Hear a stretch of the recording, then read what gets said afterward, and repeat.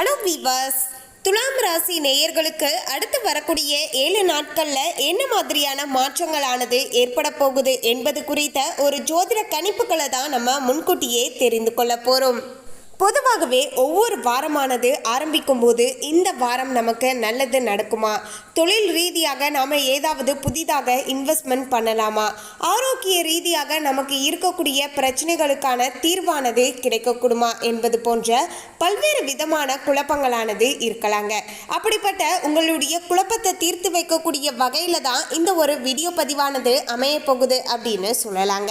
ஆமாங்க, வருகின்ற 18/3/2024 திங்கட்கிழமையில இருந்து வரப்போகின்ற 24/3/2024 ஞாயிற்றுக்கிழமை வரையிலான இந்த இடைப்பட்ட 7 நாட்களில் துலாம் ராசி மற்றும் துலாம் லக்னத்தில் பிறந்து இருக்கக்கூடியவர்களுக்கு குடும்ப வாழ்க்கை எப்படி இருக்க போகிறது, தொழில் சார்ந்த வாழ்க்கை நன்றாக இருக்குமா, ஆரோக்கியத்தில் முன்னேற்றமானது ஏற்படுமா, நிதி ரீதியாக எந்தவித பிரச்சனைகளும் ஏற்படாமல் இருக்குமா என்பது குறித்த எல்லா தகவலையும் நம்ம முன்கூட்டியே தெரிந்து கொள்ளலாம். துலாம் ராசி நேயர்கள் இப்போது இந்த வீடியோவை பார்த்துட்டு இருந்தீங்கன்னா வீடியோக்கு கீழே கமெண்ட்ஸில் ஓம் ஸ்ரீம் சுக்கிரனை போற்றி அப்படிங்கிற இந்த திருமந்திரத்தை கமெண்ட்ஸில் டைப் பண்ணுங்க.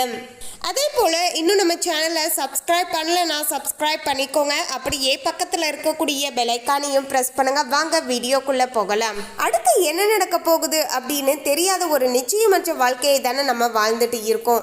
இதில் எப்படிங்க நீங்கள் மட்டும் அடுத்து இதுதான் நடக்கும் அப்படின்னு கன்ஃபார்மாக சொல்கிறீங்க அப்படின்னு ஒரு சிலருக்கு சந்தேகமானது இருக்கலாங்க. அதாவது ஜோதிடத்தின்படி பார்க்கும்போது நம்முடைய வாழ்க்கையில் ஏற்படக்கூடிய அனைத்து இன்ப துன்பங்களும் நமது ஜாதக கிரக நிலைகளை பொறுத்து அமைவதாக சொல்றாங்க. ஸோ அந்த வகையில் தான் கிரகங்களுடைய இடப்பெயர்ச்சி மற்றும் சஞ்சாரத்தை வைத்து தான் நம்முடைய வாழ்க்கையில் அடுத்து என்ன நடக்க போகுது அப்படிங்கிற விஷயத்தை நம்ம முன்கூட்டியே தெரிந்து கொண்டு இருக்கோங்க. இதன் மூலமாக நமக்கு ஏற்படக்கூடிய பிரச்சனைகளை நம்ம தவிர்த்து கொள்வதோடு அதிர்ஷ்டத்தை இன்னும் கொஞ்சம் அதிகமாகவே நம்ம பெற்றுக்கொள்ளலாங்க. இதற்கு இந்த ஒரு ஜோதிட கணிப்புகள் ரொம்பவே பார்த்தீங்கன்னா உதவியாக இருக்கு அப்படின்னு நம்ம சொல்லலாங்க. துலாம் ராசி நேயர்களே, இந்த வாரமானது அதிர்ஷ்டத்துடைய ஒரு முழுமையான பங்கை நீங்க அனுபவிக்கலாங்க. இத்தனை நாட்களாக இருந்து கொண்டு இருந்த சின்ன சின்ன பிரச்சனைகள் அனைத்துமே பார்த்தீங்கன்னா விலக ஆரம்பிக்கும் அப்படின்னு சொல்லலாங்க. மேலும் இந்த வாரத்துடைய ஆரம்பமானது உங்களுக்கு மிகவும் சாதகமான சூழ்நிலையை ஏற்படுத்தி தரக்கூடிய வகையில் அமைஞ்சிருக்குங்க. ஃபர்ஸ்ட் துலாம் ராசி நேயர்களுடைய கெரியர் வைஸ் பார்க்கும்போது பார்த்தீங்கன்னா வேலை தொடர்பான முயற்சிகள் அனைத்திலையுமே உங்களுக்கு வெற்றியை பெற்றுக்கொள்ளக்கூடிய சாதகமான காலகட்டமாகவே அமைஞ்சிருக்குங்க. நீங்கள் எந்த அளவுக்கு முயற்சியை போடுறீங்களோ அந்த அளவிற்கு பார்த்தீங்கன்னா ஒரு நல்ல பலனை தொழில் ரீதியாக நீங்கள் பெற்றுக்கொள்ளலாம். அதே போல தாங்க கடந்த சில மாதங்களாகவே தொழிலில் பெரிய அளவுக்கு முன்னேற்றம் இல்லை அப்படின்னு சொல்லிட்டு வரப்போகின்ற இந்த வாரத்தையும் நீங்கள் அசால்ட்டாக விற்றாதீங்க. இந்த வாரம் நீங்கள் எந்த அளவுக்கு எஃபர்ட் போடுறீங்களோ அந்த அளவிற்கு ஒரு நல்ல மாற்றத்தையும் முன்னேற்றத்தையும் பார்த்தீங்கன்னா இந்த வாரத்தில் நீங்கள் பெற்றுக்கொள்ளலாம் அப்படிங்கிற ஒரு விஷயத்தை மட்டும் மைண்டில் வச்சுக்கோங்க. ஒரு சிலர்லாம் என்ன பண்ணுறீங்க அப்படின்னா இப்போ உங்களுக்கு கிரக அமைப்புகள் சாதகமாக இருக்குது, இந்த நேரத்தை பயன்படுத்திக்கோங்க அப்படின்னு சொல்கிறேன்னா இந்த நேரத்தில் நீங்கள் எந்தவித உழைப்பையுமே போடாமல் சும்மா நான் இருந்தால் போதுமா, எனக்கு அப்படியே பணம் வந்துருமா, தொழிலில் முன்னேற்றம் வந்துருமா அப்படின்னு கேட்குறீங்க. இது எப்படிங்க சாத்தியமாகும்? நாம் எந்தவித முயற்சியும் போடாமல் நமக்கு எந்தவித நல்லதும் நடக்காது அப்படிங்கிறத மட்டும் மனதில் வச்சுக்கோங்க. ஒரு கை தட்டுனா ஓசை வராதுங்க, 2 கை தட்டும்போது தான் ஓசை வரும். ஒரு சிலர் சொல்லுவீங்க, ஏங்க ஒரு கை தட்டினா ஓசை வராதுன்னு சொல்கிறீங்க, சொடக்கு போட்டால் ஓசை வருமே அப்படின்னு எல்லாம் சொல்லுவீங்க. அதாவது சொடக்கு போட்டால் ஓசை வருங்க, ஆனால் பெரிதளவுக்கு பார்த்தீங்கன்னா சத்தம் வராது. 2 கையை சேர்ந்து தட்டும்போது தான் பெரிதளவுக்கு பார்த்தீங்கன்னா சத்தம் வரும்.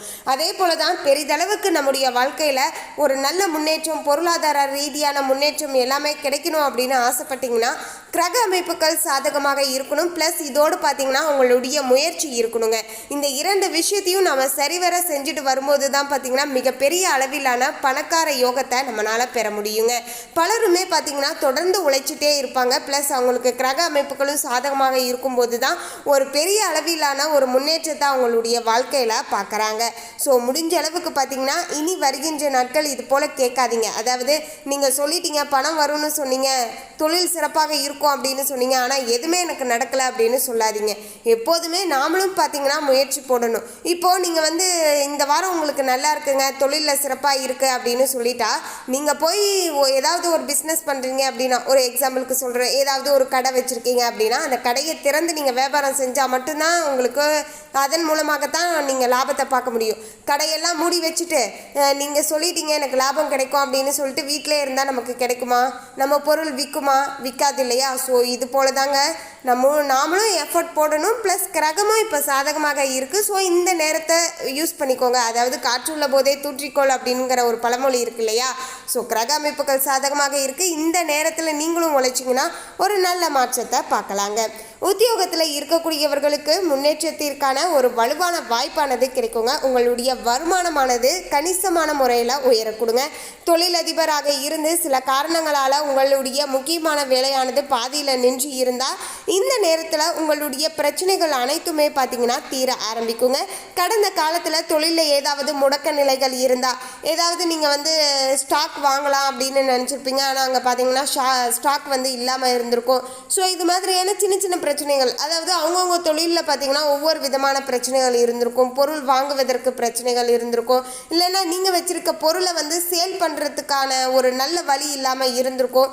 இது போல் ஒவ்வொரு தடைகள் இருந்துச்சு இல்லையா? அது எல்லாமே பார்த்தீங்கன்னா இந்த வரப்போகின்ற வாரத்தில் உங்களுக்கு விலக ஆரம்பிக்க போகிறது.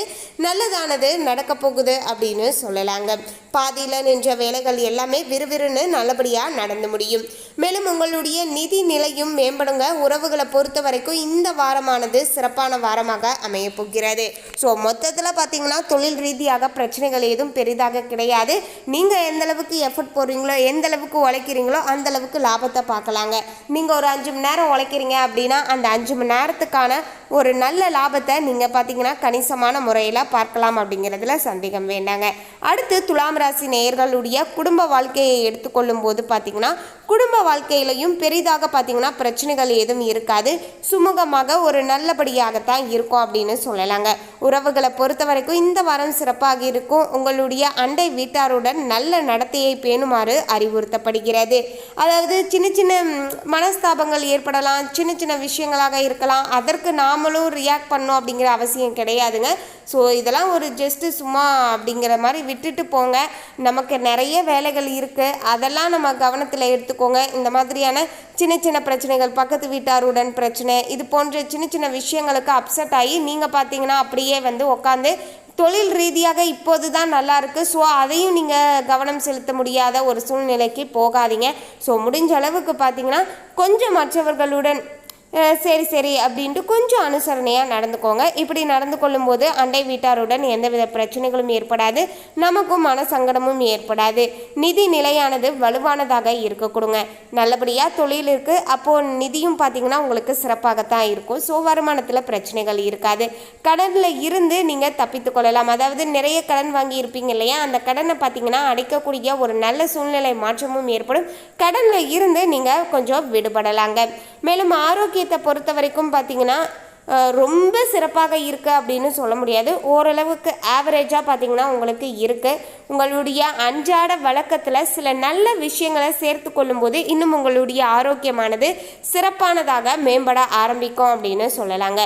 உதாரணத்துக்கு சொல்லணும்னா தினமுமே யோகா பண்ணுங்கள், மெடிடேஷன் பண்ணுங்கள். இதெல்லாம் பார்த்திங்கன்னா ஆரோக்கியமாக உங்களை வச்சுருக்கோம், மன ஆரோக்கியத்திற்கு ரொம்பவே உதவியாக இருக்கும். அதே போல் பார்த்திங்கன்னா தினமுமே வந்து ஒரு வெஜிடபிள் எடுத்துப்பது, ஒரு கீரை வகையை சமைச்சு சாப்பிடுவது, இது மாதிரியான கொஞ்சம் ஆரோக்கியமாக உங்களுடைய உடலை பார்த்திங்கன்னா பார்த்துக்கோங்க. அதுலேயும் பார்த்திங்கன்னா இப்போது வந்து சம்மர் சீசன் நல்லாவே ஆரம்பிச்சிருச்சு. ஸோ இந்த நேரத்தில் லிக்விடான ஐட்டம் வந்து நிறைய சாப்பிடுங்க.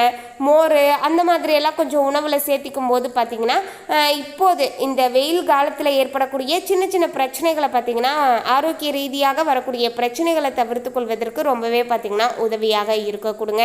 அதே போல் நுங்கு இது மாதிரியான சில விஷயங்களை சாப்பிட்டு உங்களுடைய உடம்பையும் பார்த்திங்கன்னா குளிர்ச்சியாக வச்சுக்கோங்க. அதே போல் ஆல்ரெடி நான் டேப்லெட் எடுத்துக்கக்கூடிய பேஷண்ட்டாக இருக்கக்கூடியவர்கள், ஒருவேளை பிபி இருக்கலாம், சுகர் இருக்கலாம், இந்த மாதிரியான சின்ன பிரச்சனைகள் இருக்கக்கூடியவர்கள் அவங்களுக்கு என்ன உணவு சாப்பிட்டா நல்லாயிருக்கும், அதாவது உங்களுக்கு பிடிச்ச உணவு சாப்பிடக்கூடாதுங்க, உங்களுடைய உடல் ஆரோக்கியத்திற்கு எது நல்லதாக இருக்குமோ அந்த உணவை சாப்பிடுங்க, கூழெல்லாம் குடிங்க. இது மாதிரியான கொஞ்சம் ஒரு டயட்டை ஃபாலோ பண்ணிப்பது நல்லதாக இருக்கும். பேஷண்ட் மட்டும் கிடையாதுங்க, எல்லோருமே டயட்டை ஃபாலோ பண்ணுங்கள், அதுதான் பார்த்திங்கன்னா நல்லதாக இருக்குங்க. ஸோ உடல் ஆரோக்கியத்தில் கவனம் செலுத்துங்க, மற்றபடிக்கு பிரச்சனைகள் இல்லை. மேலும் இந்த தகவலை பற்றிய உங்களுடைய கருத்தை கமெண்ட்ல பதிவு பண்ணுங்கள். இந்த தகவல் உங்களுக்கு பிடிச்சிருந்தா லைக் பண்ணுங்கள், ஷேர் பண்ணுங்கள். இது போன்ற சுவாரஸ்யமான தகவலை தெரிந்து கொள்ள சேனலை சப்ஸ்கிரைப் பண்ணுங்கள். தேங்க்யூ.